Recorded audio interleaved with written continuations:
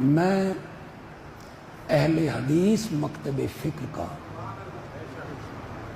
کچھ زیادہ مقروض ہو گئی.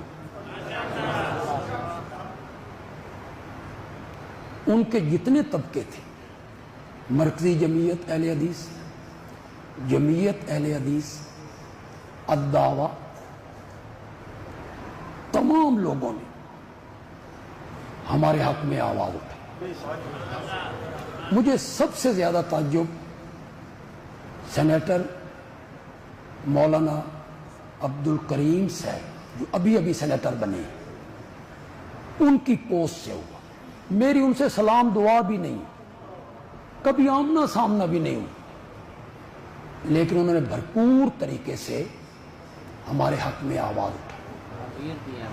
آج مرکزی جمعیت اہل حدیث کے پاکستان کے وہ امیر ہیں حضرت مولانا ساجد میر رحمت اللہ علیہ کے بعد. سب سے توانا آواز جو ہے وہ مولانا ہشام الہی ظہیر صاحب نے. کل مجھے انہوں نے ٹیلی فون بھی کی اور آئندہ کے لیے بھی انہوں نے یقین دہانی کروائی کہ آپ ہمارے بھائی ہیں، میرے ساتھی ہمیشہ آپ کے ساتھ کھڑے.